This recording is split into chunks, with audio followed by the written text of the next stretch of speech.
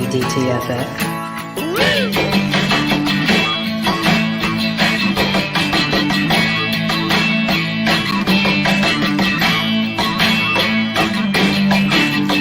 Once again, here is Drinking and Talking Fantasy Football with your hosts, Dustin Lunt and Jake Trowbridge. Hey, welcome back to the Drinking and Talking Fantasy Football podcast. As the intro said, your hosts here are myself, Dustin Lunt, and Jake Trowbridge, right this way on the screen. Oh, I thought you were going to get it the first time. No, how are you doing this evening? I'm doing just fantastic. I'm ready to mock draft tonight. Oh, man. That's right. It's going to be so fun. I love doing mock drafts. And this one will be great because we've got a bunch of listeners out there that have deemed to join us and go through the draft with us. So we'll just be breaking down our draft picks as we go through. This is just your standard 12-team PPR league. Nothing too fancy or crazy. Starting to get ourselves ready for the redraft season here. So we figured this was a good week to do it. We're sliding into June, kind of the whole drums here. Where OTAs are over and it's before training camp actually starts. So it's like, let's get a mock draft in there, see what we see now, draft our teams, and then we'll do another one before the season starts, and we can see how our team's different and talk about maybe why we made some different decisions at that time. So this is like a good little checkpoint here for us. Take stock where we're at, how we feel on certain players. So it'll be a fun show. I'm really excited. Yeah, these are always great. Like I love doing mock drafts. Some people do not find them as fun as we do, but screw them, people, because That's mock right. drafts are. And look, it's not like you have to take away from tonight every move that we make and every bit of analysis that we make, because things will certainly change between now and the start of redraft, like you're saying. But as a pre-evaluation process, I find it very helpful. And it's just a good way for us to get all of our thoughts out on certain players and kind of our strategies too. Yeah, you want to start flexing those draft muscles. You want to be ready for draft day because you never know what's going to happen, especially in your home leagues. People will probably draft, Ryan Tannehill in the first round because they love that Julio Jones is there now. And, so you got to be ready for all those situations. That's what mock drafts do. They get you prepared for the upcoming season. So we're here to help you with all ready. that. That's right. Just saying. I like that little move there. That's nice. That's my mock draft move. That's how I approach every mock draft. That's nice. I love it. So before we get into our mock draft here, we've got about 10 minutes before we're going to kick it off here. Got a little time to burn. Go through our normal house cleaning things here before we get into the show. And we've got a terrific beer this evening, talking our beer of the week.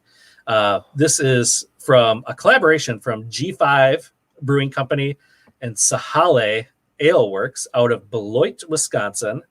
And Jake, I was telling you about this beer this weekend, and I figured we had to share it for the show.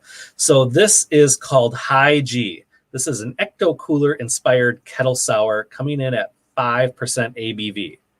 And I don't know about all these young kids out there, but at least for me, Ecto Cooler was the fucking bomb, man. I lived for that stuff and came in like little Capri Sun silver pack with Slimer on it from the Ghostbusters.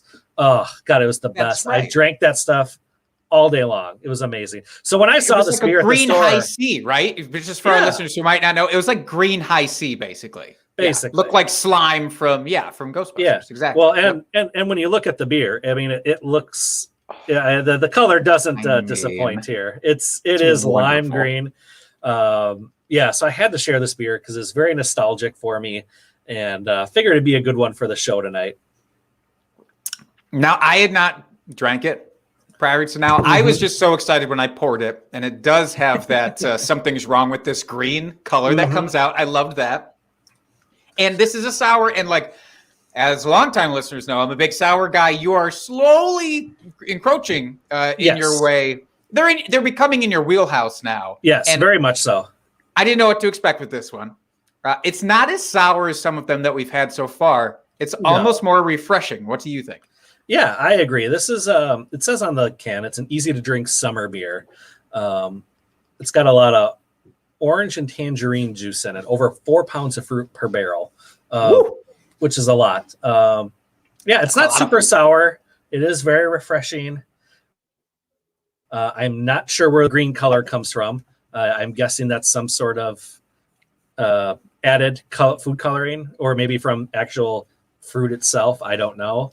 I just know that oranges and tangerines are not this color, so not sure where the color is coming from exactly. I don't know if we want to know, and I don't know that I care. I really don't. I just want to be blissfully ignorant of this because I like it, and I want to keep liking it. Yeah, it is a very refreshing, as the can says, a good summer beer. Agreed. Fully agreed, sir. Good. So, with that out of the way, do you have a drunk trade for us, Jake, this week? I do. I was able to scrounge up a drunk trade for this week. So hit that beautiful button, Dustin. Yes, sir. Drunk, hammer, drunk. Drunk trade of the week. This week's drunk trade comes to us from Twitter at David Fiore. I hope I'm pronouncing that correctly. Now, this is really interesting because we've moved to this stage in the offseason where this player is still a question mark, but this trade was submitted almost 3 months ago. I'm curious if the needle has moved for you much from then to now. So the actual trade, this person, David, receives Deshaun Watson, a 2022 first and a 2023 first, and sends away Pat Mahomes. No other context, just says if Watson is good to go, I like it. Yeah, that's a pretty big if, though, Dustin. What are your thoughts here? That is a big if. Just because of his situation, I don't like this trade. I really don't think he's going to play this year. And when I put out my projections earlier over the weekend, I don't have him projected to be played at all. I think he ends up sitting out. He's probably going to be on the commissioner's exempt list by the time the season rolls around. And so, yeah, that's the reason I don't like it. Now, if Watson was not in the current state that he's in with all these question marks, I would probably take the Watson side. You're getting 2 firsts on top of Deshaun Watson, who was, a top 5 quarterback. But as I said, with the situation as it is now, unless you're going to just say this year is out the window for me, and I don't care if I lose a lot by not having a stud quarterback or a starting quarterback of Watson's caliber, and you're going to go for, a low pick here in 2022 plus the one you just got in this trade and maybe try to rebuild a little bit, I guess I can get on board with that. But even after this year, it's going to be hard to say what happens with Watson, where he is. We don't even know. He could probably most likely be traded after this season. So there's a lot of question marks there, and I'd rather take the first sure thing of Patrick Mahomes. Tons of question marks. 3 months ago, though, I think the hope from everybody was at least we'll know something one way or the other. Hopefully by now we would have an idea of what was going to happen with him, and we still don't. And that's terrifying for me personally. So looking at this trade from then and now, I dislike it. Yeah, Mahomes should be 4 first-round picks essentially is what Mahomes is.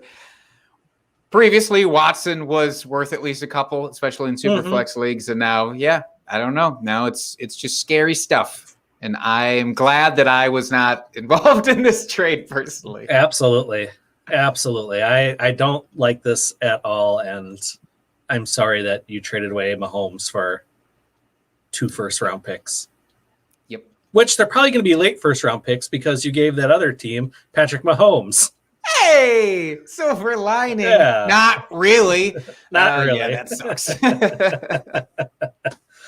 All right. Well, God, that sucks. That's just kind of a damper. I'm sorry to start the show off on such a downer. I didn't intend to. I was just curious, Dustin. I know. That just is gross, and it's just disappointing all around. But it is what it is, as they say. So, before we hit our mock draft and get going on this, Jake, do you want to read our sponsor? You're goddamn. Read some words from our sponsor about our sponsor. I'm good at this. Let me just say to our sponsor, that previous word vomit has nothing to do with your segment on our show. We are proud to be presented by Monkey Knife Fight. Head on over to monkeyknifefight.com. They have all the sports available for you for your daily fantasy needs. It's so stupid simple. Even my co-host who couldn't get words out knows it, loves it, has won money doing it. And you don't have to just NFL, which is the really beautiful thing about this. You can go over right now and start getting yourself some cash. The easiest way to do that, use promo code DTFF. They will match you up to $50 on an initial deposit. That's free money right there. You just got to remember monkeyknifefight.com, promo code DTFF, and you are set. That's right. You get some straight cash, homie.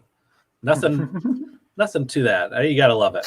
All right. So we are going to get going here with our mock draft shortly. So, look at this coming up in the chat from Sal, inviting us on the Podathon for Scott Fishbowl. Sal, you sneaky Sal, popping into the comments all out of nowhere. We will take that and run with it. Absolutely, Sal. We would love to be a part of the Podathon, which of course is part of the wonderful Scott Fish Bowl. If you are not following that trend on Twitter, you absolutely should be. Hashtag SFB11. Follow all of the goodness. It's for a great cause. And so, of course, we're going to be a part of this. Mm-hmm. Absolutely. Thank you for asking, Sal. Oh, one other note from Sal here. He says, Jake, you need to be prepared to sing. Okay. Time to start working on another. You come up with an SFB parody song. Done. Consider it done. I'll start working on the pipes right now. I'll be finely tuned in time for the Podathon. All right, so we are going to get going here with our mock draft. This is just a 12-team PPR 1 QB redraft style mock draft here. Nothing fancy. Typically what your average fantasy football player will be going through. So we have got on the screen here, ready to go. I'm going to randomize the teams now so that everybody can see that there's no funny business here of who gets what draft position. So, boom. Conscientious of you there. Transparency is the name of the game here. Jake, looks like you ended up with 7, and I'm at 10. So, let's start this draft. Let's do this. Let's get right into the nuts and bolts of this thing. Now I'm excited here. So as we're talking about the settings, very low key, very basic, very straightforward with the settings. We're not mucking around too much here tonight. That's right. I believe it's 1 QB, start 2 running backs, 2 wide receivers, a tight end, 2 flex, kicker, and a defense, and then like 6 bench positions or something like that. Yeah. Total of 16 rounds. I would say a traditional style of draft here. Right. I mean, this is what most home leagues are going to look like. This is certainly what our home league looks like, save for some weird inverted rounds on occasion. But otherwise, this is about as straightforward as it gets. So off the top here, Dustin, we have a couple of picks off the board, which I think seem pretty pat, right? Pretty what you would expect here. Christian McCaffrey, Dalvin Cook flying off the boards from the start. Yep. Yeah. Seems pretty straightforward at this point. We are operating for the folks out there, just so they know, on a 2-minute timer. So it gives us a little bit of time to think about our picks, but also to be able to sit and talk about them a little bit here. So that's right. We want our mock drafters to not feel rushed here either. Not only ourselves, but for everybody else participating. So yeah, as we're thinking about this though, Dustin, do you come in with the strategy at all off the top of your head, depending on the scorings, settings, etc., or do you just fly by the seat of your pants from the start? I kind of fly by the seat of my pants. I definitely have a draft strategy that I like to employ, but tonight I might try something a little bit different than what I would normally do. Again, just to see how it goes, test out a different strategy. This is what mocks are for. So we will see what happens here. I'm excited. And I like my picking at the end of the first round here. I think most people would, maybe want to be more in the early so you can get that, your McCaffreys or your Dalvin Cooks, as opposed to the end, especially in a non-superflex format here. Sure, absolutely. So more running back palooza here. Holy Shocker. cow. Alvin Kamara, then Derrick Henry. So 4 running backs off the board. Mm-hmm. Now, this is the part where it's kind of nice for myself to be in the middle of the round, because if there's runs like this happening, and not even just in this first round, but throughout the draft, I don't have to do much anticipation here. Truly. I just have to ride the wave. I can navigate it pretty well. I don't feel pressured because there's not a ton of picks in between my first and second and third, etc. But you at the end now, you might have to navigate that a little bit more in a 10 spot. Yeah, we will see. There Saquon finally went. I was a little surprised he made it till 6 overall here. If I could have gotten him, my goodness, but 2 more running backs. Holy hell. So here's what I've noticed about ADP in this kind of situation is the running back ADP certainly floats to the top. Now I have a situation here because to me, basically your top tier of running back is gone. Everybody else to me is in a second tier. And I don't want to have to jump on a running back, again, just because everybody else did. And I know if I pass on one here, look, I don't have to wait that long. There's going to be probably some good potential running backs yet to come in that tier that I'm talking about. That's why I do a tier-based system more than just a set rank system. So I'm going to pivot. I'm going to pivot, Dustin, and I'm not going to take a running back.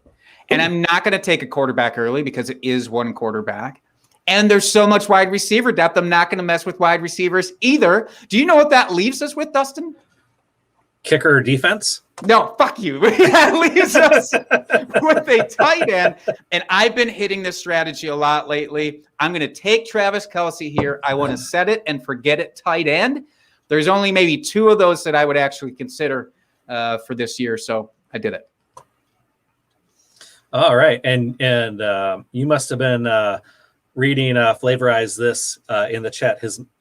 The mind here. No Kelce gone yet. So ooh, I did it. I did it for you. Flavorize This. I did it for you, and I did it to hurt our next mock drafter, who is Mike Viola, who listeners and viewers will appreciate, was right behind me, so I get the opportunity to snipe him frequently, which is wonderful. He says in the chat he wanted him. Yeah, he made that very clear there in the sleeper chat here. He's not happy with your pick, but ended up with Jonathan Taylor. Not a bad pick there at the 8th position. Pretty good consolation prize, I would say, Jonathan Taylor. So are you nervous? Am I nervous? Ooh, I'm on the clock. Yeah. First wide receiver went off the board here. Now the choice comes, do I take the 8th best running back on the board at this point, or possibly the 2nd wide receiver? So, of course, QB is not on your radar yet. No. Both of that mentality. But Devontae, our man, Devontae Adams is off the board for you. I don't know if he was your first overall wide receiver or not. But yeah, you get the 2nd best option at least for you. Maybe the first best, depending on where you have them ranked. No, I'm taking Tyreek Hill. I love that offense, and I mean, he's a stud. Well, I don't have anything really, any more in-depth analysis about Tyreek Hill. It's pretty straightforward there. It's consistency here, right? I mean, again, I took consistency for tight end. You took consistency for wide receiver. Not so coincidentally off the same team, both Chiefs, because we believe these guys are it. They are set it and forget it. There's nothing to worry about here. Devontae, the thing you'd have to worry about, of course, is Aaron Rodgers going to be back officially. I still think and hope that he will be. But when you're drafting here and now without that news, you have to be ready for that. So if he doesn't suit up, oh, bye. That's going to be spicy. Yep. And then 11 and 12 went Cam Akers and Nick Chubb. I'm a little surprised with Cam Akers. I personally don't have him this high. He's in that probably end of that tier of next running backs for me. Definitely not a first round pick in my eyes. What about you, Jake? Now, he's not for me, but reading Twitter and the ADP tea leaves, I don't think this is going to be unusual for people in this draft situation. I think seeing Akers go in the first round is actually not going to be too crazy. Maybe you'd get him at the turn here. So this person in the 11th spot, yeah, maybe they'd chance it and wait for the turnaround to see if you get him. But you know the deal with your guy. If you want him, you got to take him right away. And that's right. Especially with the way running backs are moving here, you got to do what you got to do. Yeah, and we always say, draft your team. I mean, draft the guys you want to root for, who you believe in. Stick to your guns. This is your team. You build it however you want. And it's I don't have any complaints with it. As I was saying, that's just my humble opinion here. Where do you have Akers? Do you think? So you're saying tier base would be second, third tier. Where's he at for you? Oh, now you're going to make me pull up my projections here, which I don't have pulled up here. You don't got to do that. You don't got to do that. But I was just wondering if off the top of your head, how many of these running backs behind him you would put in front. But you're on the clock now, so maybe we can make that determination here. Joe Mixon comes off the board next. So this is where we get to see some interesting combos start to form. So we've got Chubb and Diggs, and now we've got Akers and Mixon as a couple of pairs here. So you are in an interesting position. Wide receiver first. Do you hammer running back here? I don't. I feel like, who's next here? In ADP, you've got Aaron Jones, Austin Eckler, J.K. Dobbins, DeAndre Swift are the next few off the board here.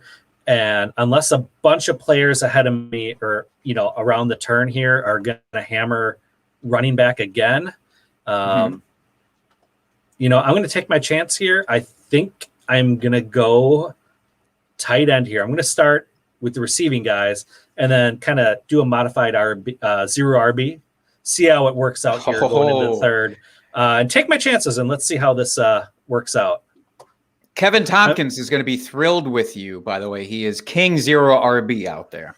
Yeah, and I am by no means zero RB. I'm just, like I said, trying something a little different. I think Kittle comes back this year, either with Garoppolo or Trey Lance there. I do like the situation. So that's why I picked him.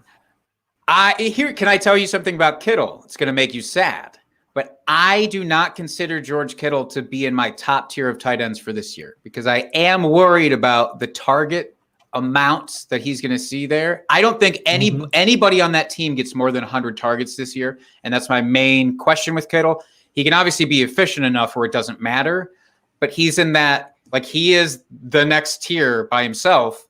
But for me, it's actually Kelsey and Waller, and then Kittle just on the outside looking in. As my projections go, I've currently got Kelsey and Waller 1-2 as I statted everything out. But I don't know. I like Kittle. Just something about him. Got to go with your guy, as I said. So, Jake, we're getting a lot of comments here in the chat asking what you're drinking. Do you want to refresh everyone here?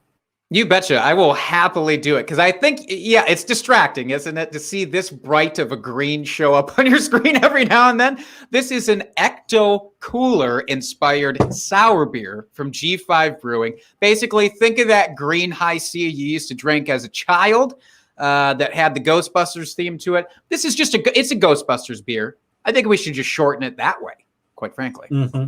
Yes. All right, Jake, you're on the clock. After my pick, we had two more running backs, Austin Eckler and Aaron Jones went off the board. Yeah, now this is weird because I could also take a zero RB approach. Of course, I took Kelsey with my first pick. So do I want to hammer one of these next up running backs, or do I look for the guy who is still in that top tier of wide receiver who's left? And really, there's only a couple at this point for me. DeAndre Hopkins is still there, and he's so disrespected every year that part of me just wants to take, I shouldn't say every year, but like last year, this year, he's just not talked about enough. I could take him very easily. I could also still take A.J. Brown because I still believe in A.J. Brown, even with Julio there. No, he's not the number 1 overall guy anymore, but he could be close. Instead, there's a name on here for running back that is sticking out to me. I would be so sad if I didn't get him because he is the cutoff for me on this list of running backs. His name is Antonio Gibson, and I want him on my team. I had a feeling that's the direction you were going to go there. Washington, I believe in that offense actually more, I think, than average, than the average person does this year. And Gibson was just getting his feet wet last year. I'm excited. I know that the toe injury is concerning for, right? Was it toe? Something. He had a foot thing. It's this ectocooler. Yeah, it's a toe. Got to me. Okay. But I'm not super concerned about it because I don't even remember what it is because all of the injury people I follow on Twitter they're barely cautious, but like basically, don't go crazy here.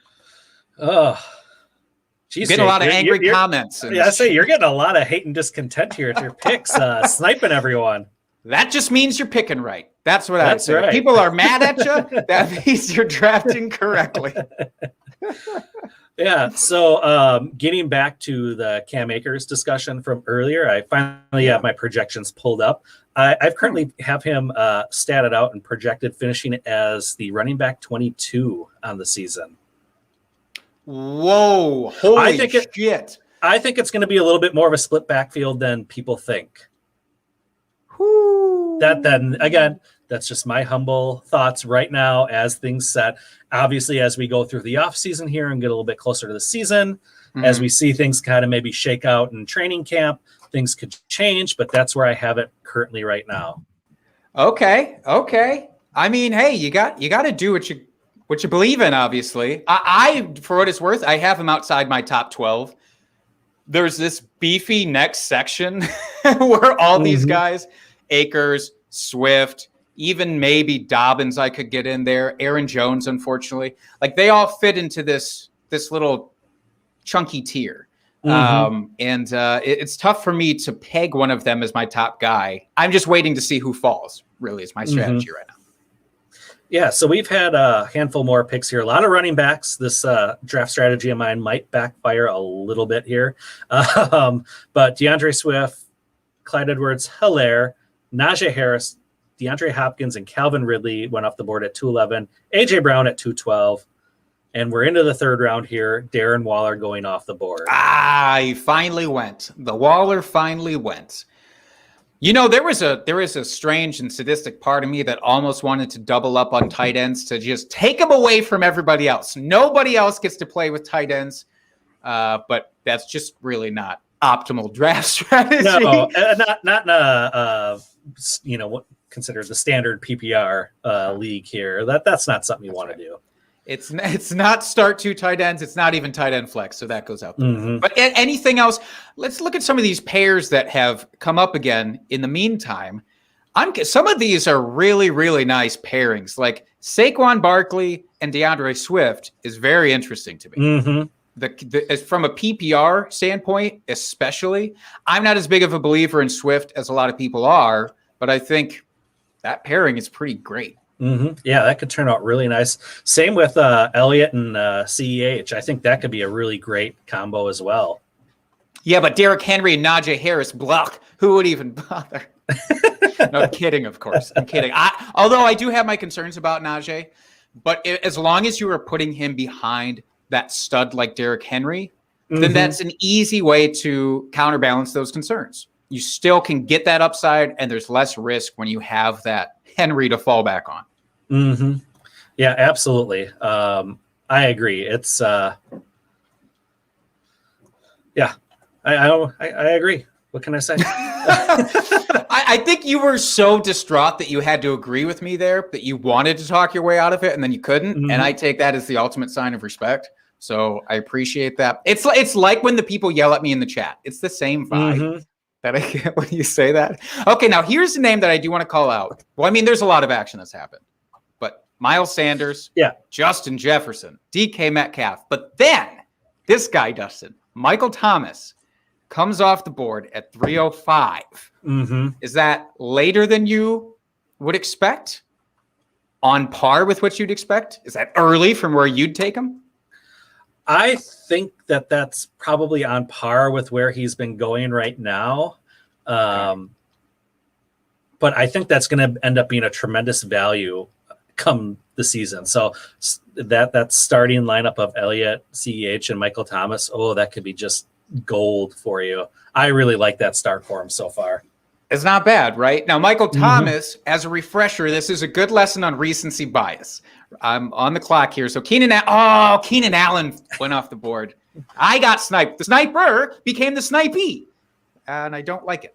But I do just want to say, Michael Thomas, quick chance to refresh people. Prior to last season where he got injured, the dude never finished worse than wide receiver 7 in PPR all 4 years prior. So, yes, I understand the quarterback situation's a little dicey, but just don't sleep on the dude is all I'm saying. Mm-hmm.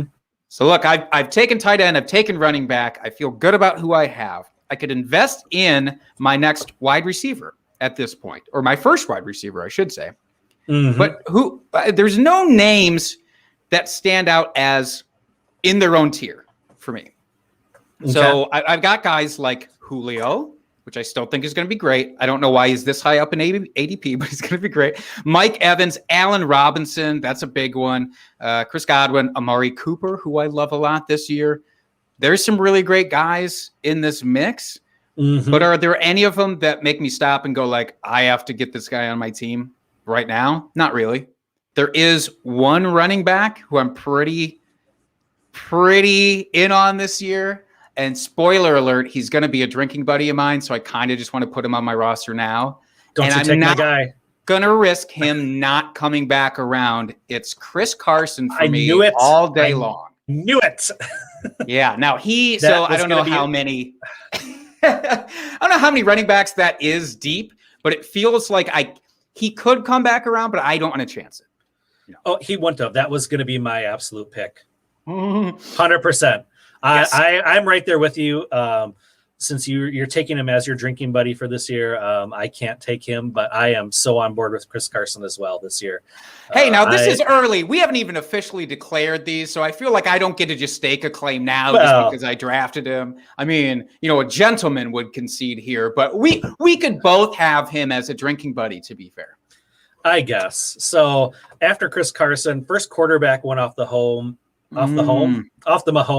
off the board, in Patrick Mahomes, and then Terry McLaurin went next. So I am on the clock here, and when I am looking here at what's on the board, obviously tight end I don't got to worry about until the super late rounds. I should probably look at a running back at least with one of my 2 picks here coming up. I want to see how committed you might be to this 0 RB approach. I didn't know. I think I'm going to take a running back here, and just looking, I mean, J.K. Dobbins is still out there. I mean, sure. It's a run-first offense. He's going to get the touches. He's most likely going to get a lot of touchdowns. I'll take my chance with him at the end of the 3rd round that he could potentially end up as an RB1. I don't know that he'll necessarily end up there, but I mean, the potential is there for that to happen. So that's who I'm going to take. I dig it. I dig it. For what it's worth, like I said, Dobbins is part of that mix for me with Akers and Swift. So I totally get it. I just like Carson more. Now, if Carson was there, you would take Carson over Dobbins. Yes. But let's just say hypothetically, you took Carson and Dobbins had made his way back around. Would you double up in a situation like that with those kind of running backs? I probably would have. Okay. Get at least 2 solid RB2s with potential that they could be RB1s. I mean, if Chris Carson stays healthy and he gets those goal line touches, he very well could end up being a low-end RB1. That's not out of the range of possibilities here for that guy. And same with J.K. Dobbins. Like, he has that in him to be an RB1. So getting him that late, I really like. Yeah, worth noting, by the way, Rashad Penny already having injury concerns this early in the offseason, had some more cleanup done. Pete Carroll's come out and talked about it only in the way that Pete Carroll does, which is to say really nothing about it. But it's already concerning. Penny behind Carson in the depth chart. Looks like could be thinning out early at this point. Kyle Pitts off the board, by the way, right after your J.K. Dobbins selection. I love it. I honestly, I love to see it. If you want to go outside of my sure two top things, which again I consider would be Kelsey and Waller, there's no competition for Pitts that is scary in terms of how often Atlanta throws the ball. They throw it like 550 times every year. How many of those are going to go to Kyle Pitts? Probably like half. I'm just going to say no.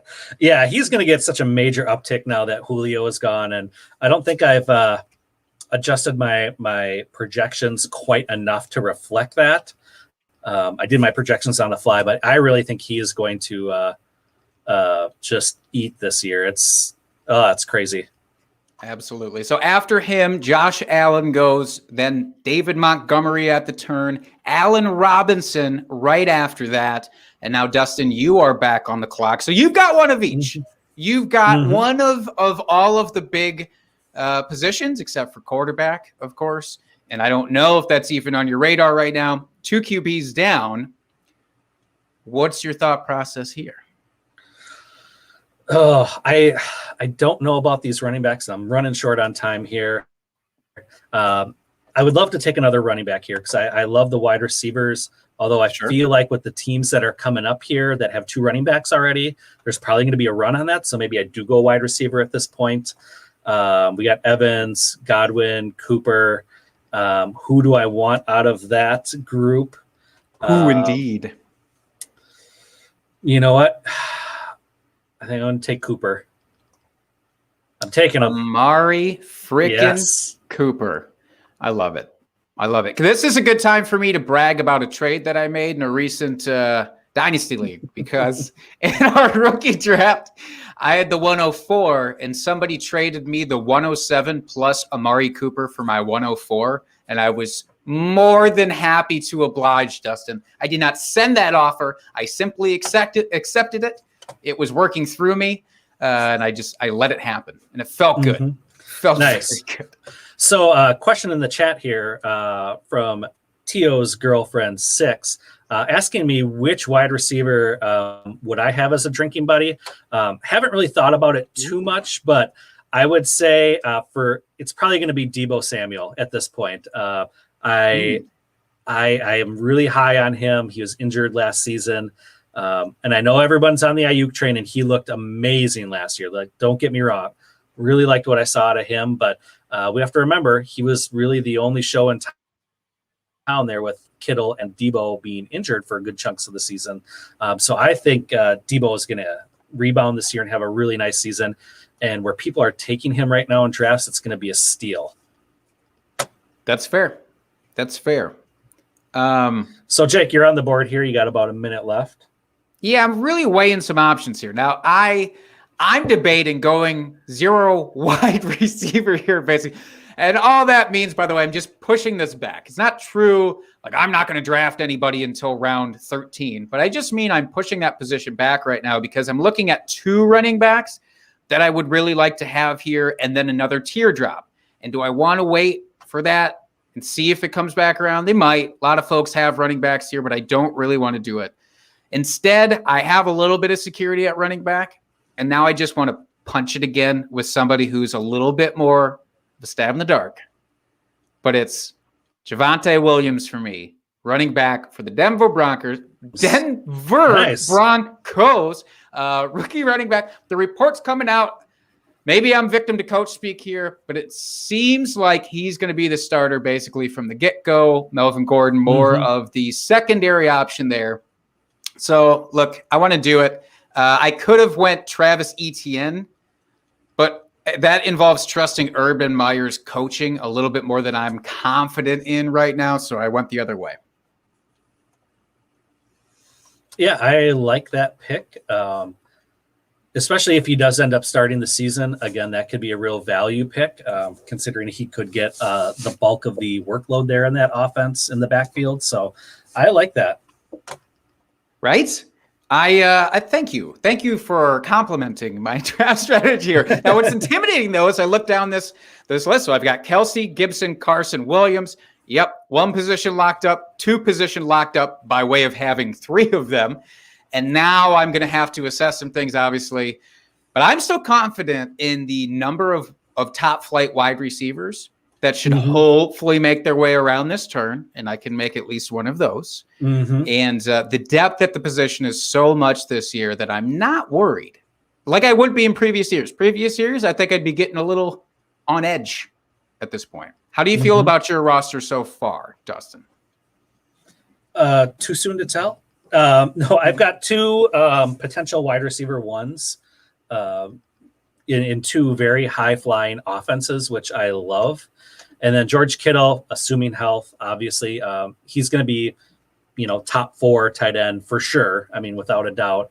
And then Dobbins, like I said, he has the potential to be an RB1. Right now, my team is sitting on a lot of potential. If everything breaks right for the season, so far my team looks amazing.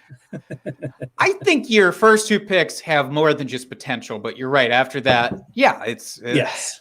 It sucks. I don't know if it's the same for you. Maybe it's just because we're not close enough to redraft season yet, but there's a lot of clouds. There's a lot of things hanging over. Like, it's muddy. It's murkier than I want it to be right now. And it just means that I'm going to have to do a little bit more deep dive in here in the next couple of weeks. Yeah, and then two more picks. Julio finally going off the board at the 4-7, which I think is going to be an absolute steal. I mean, Julio is still Julio, regardless if he's, 31, 32. He's still going to do Julio things. Then DJ Moore, Cooper Kupp just went off the board here. The disrespect of Cooper Kupp going before Bobby Trees. I don't know how I feel about that. What about you, Jake? I love it. I love it because that means there's a chance that Robert makes his way back around as an actual tiered hierarchy system. No, I 100% want Robert Woods. I think top 12 is very much within his range of outcomes pretty easily. I don't feel the same about Kupp. Oh, and there goes Robert Woods. I spoke too soon. Flavorize this. Why would you do this to me? I was trying to make a magic happen here later on. But the thing is, with Matt Stafford, you do have to wonder, maybe his targeting tendencies are just different enough than Jared Goff's. And then maybe Cooper Kupp does become his guy. I'm personally still banking on Woods. Yeah, and I love that turn right there for Flavorize This of Robert Woods and CeeDee Lamb. That is a great turn there at the 4-5. And getting CeeDee Lamb at the beginning of the 5th, like that just feels like stealing at this point.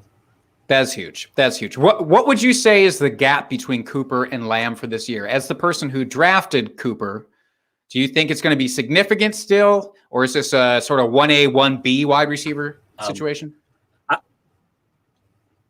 I've got them 13 and 14 in my projections overall for wide receivers right now. So they are right neck and neck. I mean, from what we saw with that offense last year, before Dak got hurt, I have nothing but confidence that that's going to continue this year. And they're both just studs. I mean, I knew early on for many, many moons, I like to bag on Amari Cooper for being inconsistent. But I'm over that. I've moved on. All wide receivers have inconsistencies, and I turned the corner on him, and he's one of my friends now. So proud of you. Thanks. Proud of you. Can I call out our chat? So on Sleeper, our chat, which you can see right up here on the screen, which is nice, by the way. Nice feature to be able to broadcast that. I just want to call out a couple of the beverages in the chat because this is really fun. There's one from Pigeon Hill Brewing Company called Oatmeal Cream Pie. Sir, how good does that sound? I mean, can we just talk about from Muskegon Zone? Muskegon? There's no U. Muskegon? I don't know. But it sounds amazing. Whatever that is. Amazing. And then we've got an agave IPA, which I know you're not big on the IPAs, but that little bit of sweetness in there, that might be good, huh? Yeah. That sounds tasty. All right. Anyways, Miles Gaskin goes, but Odell Beckham went here. What do you think? That's a shocker to me, actually. I wanted to get him later. I feel like it's a little bit early for me, just considering you look at some of the names that are still on the board here. You've got Thielen, Jamar Chase, Kenny Galladay, Tyler Lockett. I mean, you've got some big names on here yet. Not that I necessarily hate it. It's just a little early for me. I do think he's going to rebound this season and have a better season than what we've seen out of him the last couple seasons, returning from injuries. So again, he could be one of those players that you just take a chance on now and really pays off later on. Had a couple more quarterbacks go off the board here early with Lamar Jackson and Kyler. Miles Gaskin finally went off the board. Thielen went off the board. And Jake, you are up. I am. So here's my situation as it stands. 1 tight end, 3 running backs. Robert Woods did not make his way back. Neither did CeeDee Lamb. 2 guys that I would love, love, love to have as my wide receiver ones. And now, Dustin, can I tell you? Mm-hmm. There's nobody sticking out on this next list where I'm like, you're the guy that I have to take here. There's a lot of teammates in this situation. Now, I realize as I'm saying this live on air that some folks might go ahead and use this against me. That's okay. For the sake of the exercise, I do want to call out, Jamar Chase is there. Well, that's great. But so is T. Higgins a little bit later, right? We've got Deontay Johnson still there, along with his teammates, Juju and Chase Claypool. So, am I forced into thinking I have to take any of these? No, because I think those offenses are going to supply multiple, top 24 to 30 range wide receivers at least, or at worst, I should say. Mm-hmm. So I think I might hit another running back and really just say, all right, I don't have to worry about any other running backs the rest of the way. If I can get this guy, who I'm actually shocked has fallen this far, but it's Kareem Hunt. Seems like this is the perfect spot to take a guy like that. When I have that, everything's locked up. And there's nothing but upside with Hunt. Even if Nick Chubb plays 16 games, Kareem Hunt's going to be very, very usable. Flex play at worst. But if Nick Chubb is injured for any amount of time, you have a running back 1 ready to go. Easy. Yeah, and then Daddy's home to Cortland Sutton, and I love that pick, especially late in the 5th round here. Just perennially just disrespected here. I think people forget about him because he was injured most of last season, and he's the obvious number 1 in that offense. I think he's going to have a great season. I love that pick there. And then right before my pick, Dak Prescott goes off the board. So I'm up here. And I've got a couple wide receivers, running back, and a tight end. So we look at the running backs. I don't feel great about any of these here. You've got James Robinson, Melvin Gordon, Fournette, Mostert, Chase Edmonds. It's kind of that just gross area of the draft where it's like, I don't want to take one. Sure. And then looking at what we've got here for tight ends, some questions. Would you double up at tight end at this point? No. Would you do it? Absolutely not. No, Okay. no, not with no premium. There's no reason to take a second one when I've got Kittle, unless I really didn't think he was going to stay healthy this year and wanted some insurance. But other than that, no. So I think I will end up taking, and it kind of hurts to say this, Kenny Galladay here with this pick. Amen. He is the alpha in that offense. They're getting Saquon back. Evan Ingram should be healthy. Offensive line is slightly better than it was. I mean, they're giving Daniel Jones all the tools to succeed, and he's going to be targeted in that offense. So I'll take the guy that should get the bulk of the targets there and hope for the best. Yeah, it's unfortunate with Galladay because obviously a lot of potential, and we've seen really good and really big flashes out of Galladay. Mm-hmm. It always makes me nervous, wide receivers changing teams, and you expect a little bit of a natural downtick. Unless you're Stephon Diggs, or DeAndre Hopkins from last year, but that is really the exception to the rule. So that makes me nervous. But in terms of having him as your wide receiver 2, though, I think you can feel that confidence. That's why I didn't want to take him as my wide receiver 1. And that's why roster construction it's important in redraft. I mean, it's not everything, and you don't have to just draft for need necessarily. But obviously you're not dealing with as big of a timeline to trade and that kind of thing. So I don't hate it. Now, Jamar Chase goes off the board after you, and then TJ Hawkinson.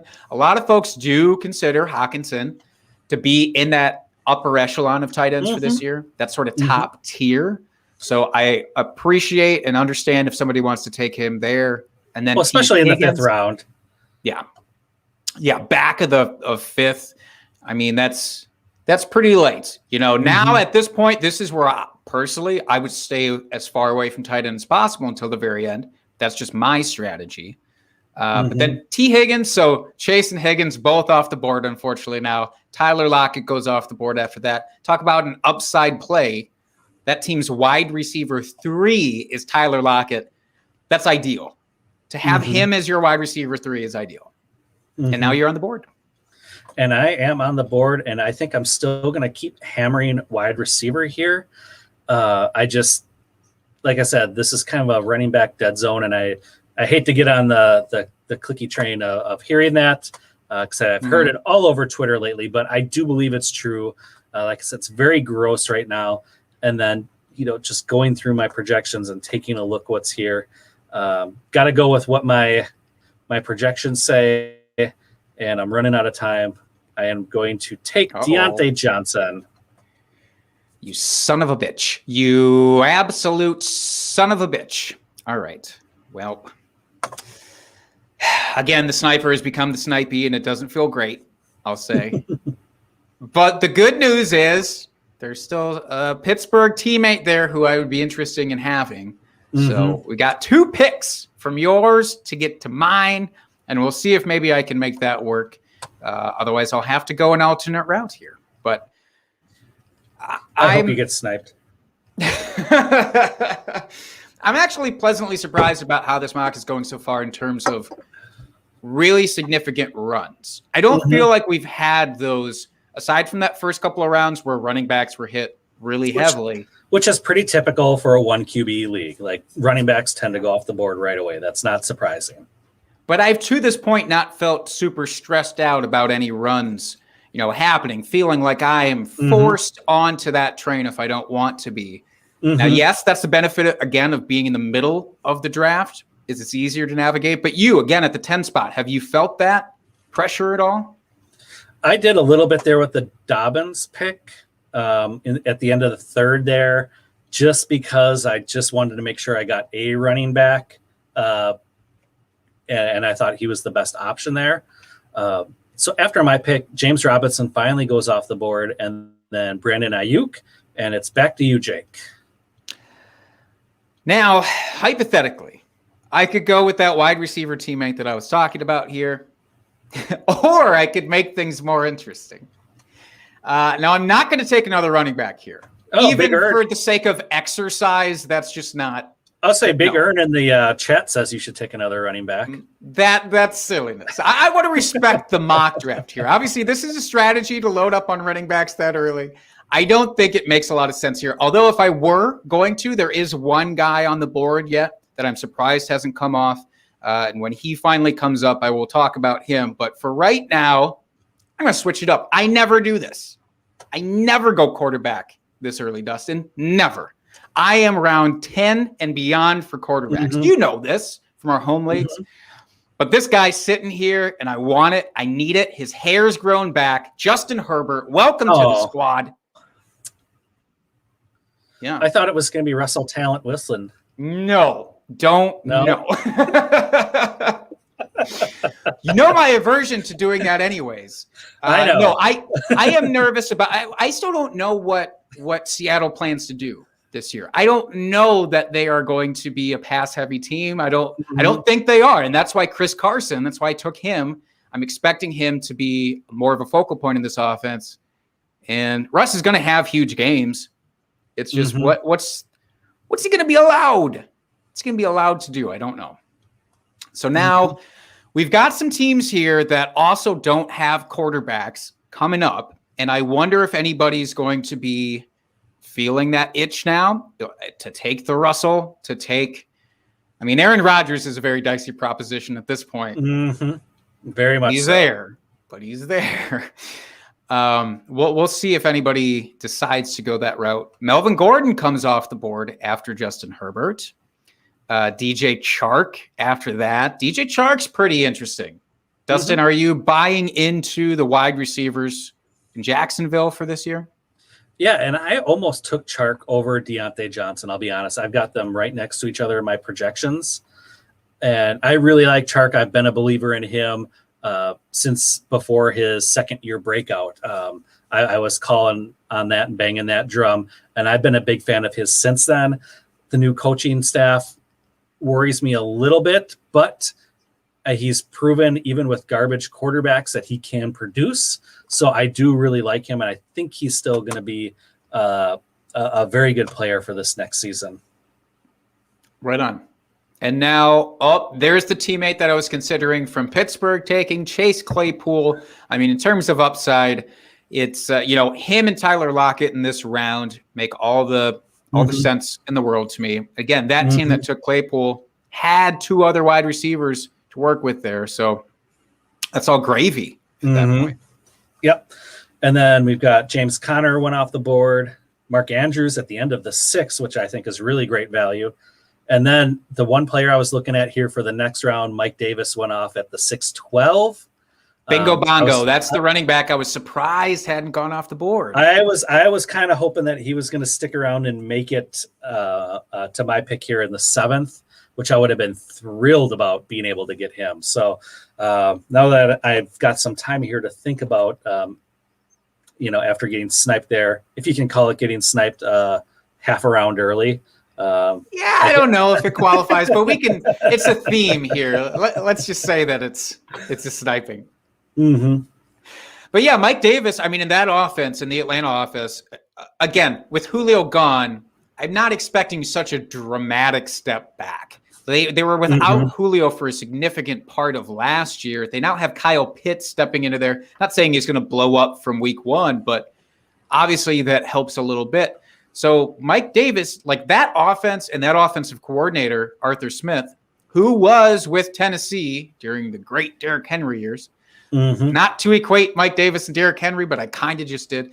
But no, really, whoever was going to take the reins in Atlanta, I did want that piece of the backfield. I wasn't going to take him there because, again, that would be running back 5 for me, and that would be obnoxious.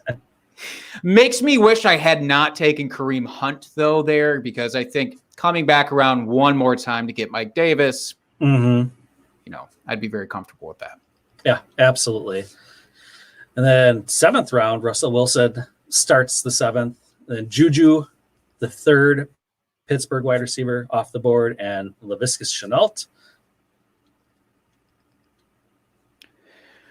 Can I tell you, I'm nervous about Visca more than the average B is. And all we've seen right now is the glowing camp reports. I mean, really, every day it does seem like there's something in there where, it seems like it's Chenault's offense now, and basically the concern was Travis Etienne gets drafted there to maybe do the same thing that Chenault was already in place to do. And with Urban Meyer, new coaching staff, you think, well, maybe Visca's going to be an afterthought now because of how that draft went down. But it's seeming like it's not going to based on camp reports. But again, I can't trust the coaching, and that's why it makes me so nervous to invest in a player like that. Obviously, in the 7th round, it's not a huge risk, but something to think about.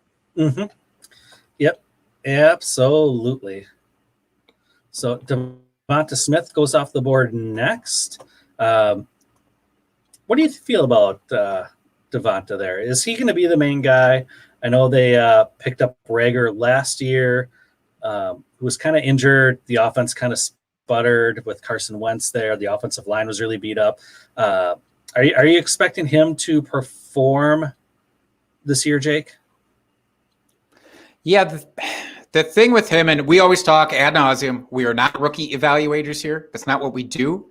But at this point in the offseason, and after listening to people that I do trust to evaluate that talent, DeVonta Smith is an exceptional athlete, an exceptional prospect to come out. The main knock is he's a thin guy. He's a real lanky guy like me. Like I can relate, and I want this guy to do well because I relate to that. But it is like, it's not an outlier for him to do very well. It's just you have to worry about that one thing. I guess it's two things, because I guess if you don't trust Jalen Hurts as a quarterback, then you're concerned. I am not super concerned about Jalen Hurts. I think he'll be fine. And I think DeVonta Smith will be good this year. I don't know if it'll happen right away.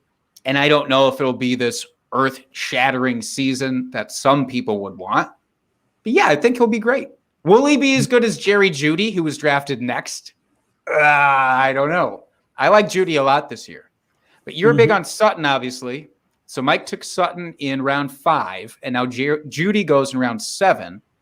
Is that gap reasonable? Do you think that gap should be closer? I think it's pretty reasonable. I think Jeudy is going to have a very solid season this year. I mean, when you look at the amount of catchable balls he had last year, or catchable passes, it was something like, I don't remember the exact stat, but it was something like in like 58% or something of the balls thrown his way were catchable. That's just terrible QB work there. That should increase this year. And then he was also facing number 1 corners with Sutton being out. So he should get the second cornerback at minimum going against him, which will help. So I really like him. I think he's going to have a very solid season. Catch these balls. Sorry, as soon as you said catchable balls, that's the only thing that flew into my dumb head. Now I'm on the clock here after Debo, our guy Debo, goes right before this, and that is rough. But luckily, I have the ultimate consolation prize waiting for me, Dustin, with my first wide receiving pick in this draft. I'm taking the evergreen Brandon Cooks, who does nothing but post amazing season after amazing season, and he gets disrespected consistently. I hate it. I hate that I got him here. I mean, I love that I got him here. I hate that I had to get him this late because it means that the disrespect is still real. I think the concern is just quarterback situation in Houston, who's thrown to him. So Deshaun Watson, pretty not likely. Tyrod Taylor could obviously be the guy. Davis Mills, I don't care. He's done nothing every year except for that one concussion year, except produce. I'm willing to take that discount this late. And then Jarvis Landry right after him, and Michael Carter, rookie running back for the Jets, after him. I do like that pick, actually.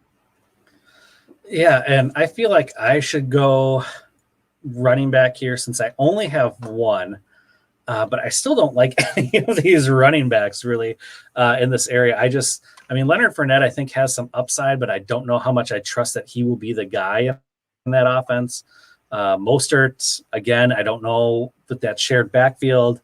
Edmonds, he's going to be the receiving back, but do I take him just solely for the receiving upside? Kind of the same with Kenyon Drake. I think he's going to be the receiving complement out of that backfield with Jacobs there. David Johnson, I want nothing to do with that backfield just because it is so muddled right now. Yeah, I don't really like any of these choices. And I've got plenty of wide receivers, although there is a bunch that I really do like yet in this range. So maybe I can take one on the turn. I guess I will go for the receiving upside here and take Chase Edmonds, even though I don't feel great about it. I would actually feel amazing about that. At this spot in the draft, Chase Edmonds, his upside, because it doesn't matter how much work he really gets. We saw what he did last year, which was like RB 20-ish, I want to say. And he did not get much work at all. He was not a workhorse, and he's not going to be a workhorse this year, and he doesn't need to be. And that's what's great about having a guy like that. He, to me, is what James White used to be right now. Like Chase Edmonds, you can get him right now, and he's never the sexy pick, and that's fine. But he's going to produce with those catches, I think. Will Fuller off the board after your guy Edmonds, followed by Raheem Mostert, Jalen Waddle at the turn there, and then Trey Sermon. So we had 2 San Fran running backs go almost back-to-back. And it's really just, is Mostert going to be healthy as the starter, or is the rookie Trey Sermon coming out hot to take the job? And then explain this pick, because I love it. It's a beauty. Oh, Tyler Boyd. I think he is the forgotten man in this offense, and I really like him. He's done nothing but produce in his first few seasons, 2 seasons in the league. And I think he's the forgotten man. He's going to be working out of his normal position, out of the slot, and that's where he's going to be featured. And he's just going to get target after target there in the slot, where Chase and Higgins are going to be the more deep ball guys that have to go downfield. And Tyler Boyd's just going to be targeted. They don't have a tight end to speak of. Don't give me any of that crap about Drew Sample or it's Uzama season, baby. Uzama season. Don't give me any of that crap. It's not going to happen. He's essentially their tight end. He's going to get all the underneath work, and he's just going to be peppered with targets. Really safe floor every week, and then he's got that upside to really have those breakout weeks as well. So I love that there in the 8th round. I dig it. Damian Harris goes right after. Jury's still out for me on the New England backfield, but at this stage in the game, and Harris has been touted as the guy by all these training camp reports. So again, I don't hate that in terms of adding depth. Mike is on the clock. Daddy's home is going to bring it home. Now, he went 3 wide receivers in the previous 3 rounds, and he adds to it with yet another. So Sutton, Ayuk, Landry, and now Curtis Samuel. Can we just show some appreciation for Curtis here, Dustin? Because, look, I know Terry McLaurin's big deal, right? But let's say Ryan Fitzpatrick decides that he wants to hyper-target Curtis Samuel, who is an amazing talent in his own right. You can see a lot of blow-up games there. Yep, and I actually thought about taking Samuel over Boyd with my pick.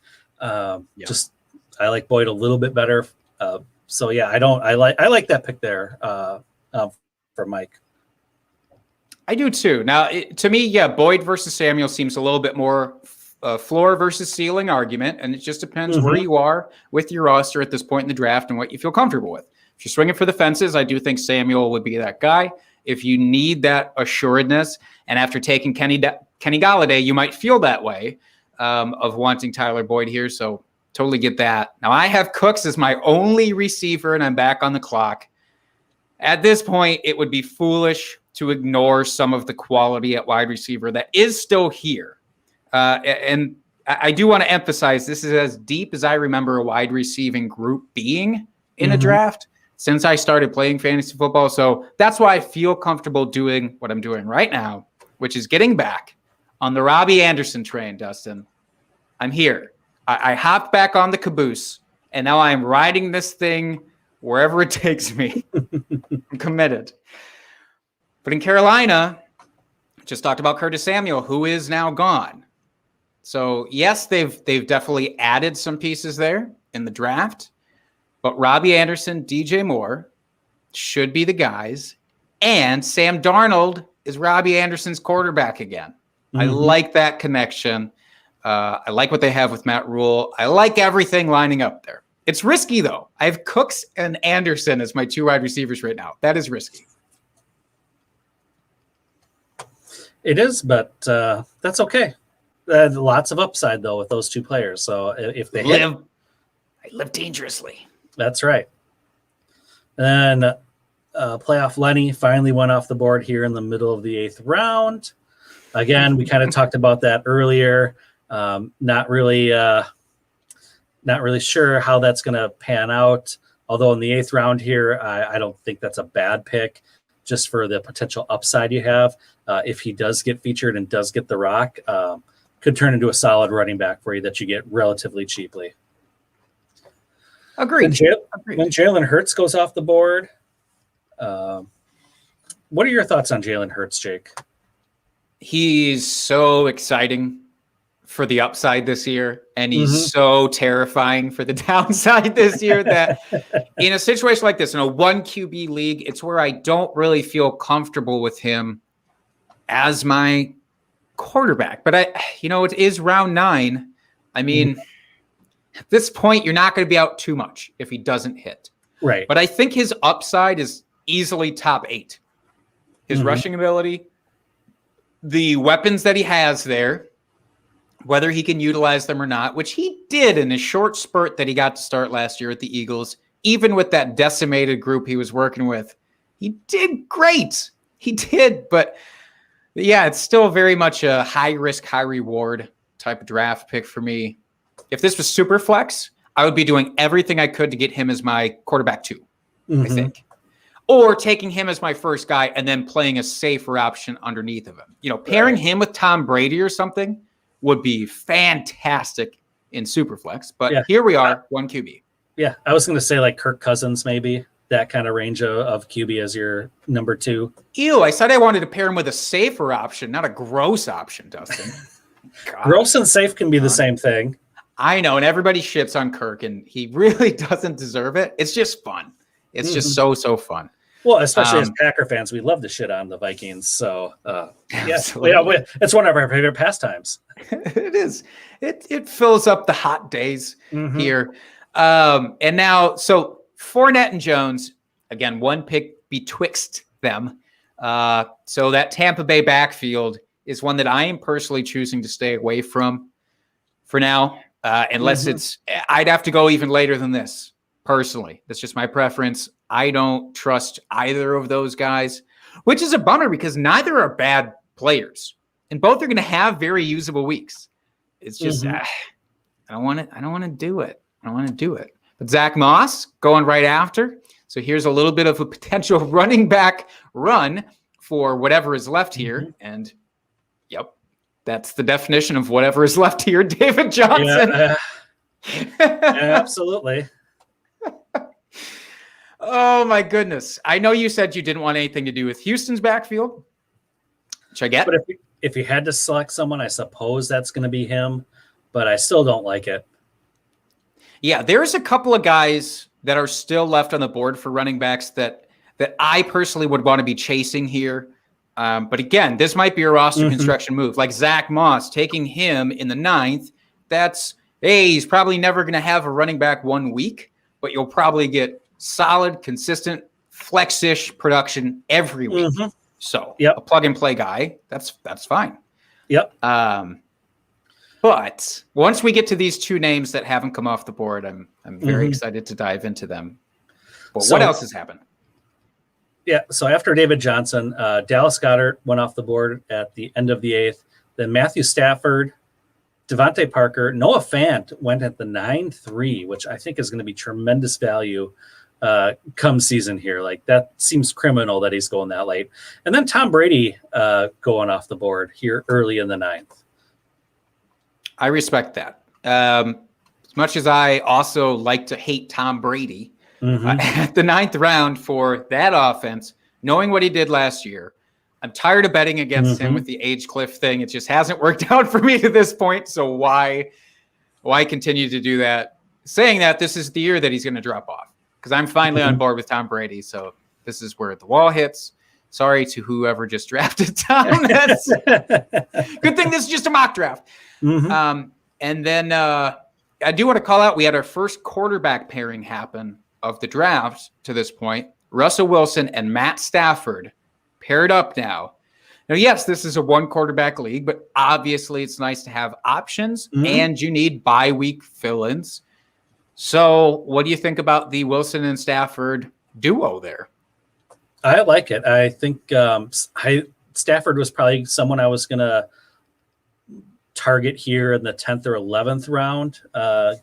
It's getting close to the point where I'm going to select a quarterback. So he was definitely someone I was going to be looking at. I think he's going to have a great season and really flourish in that McVay offense. And it's just wheels up for that entire offense for me. You are one of 3 teams that are holding out at quarterback to this point. Like I said, typically I'd be right there with you. Not the case this go round.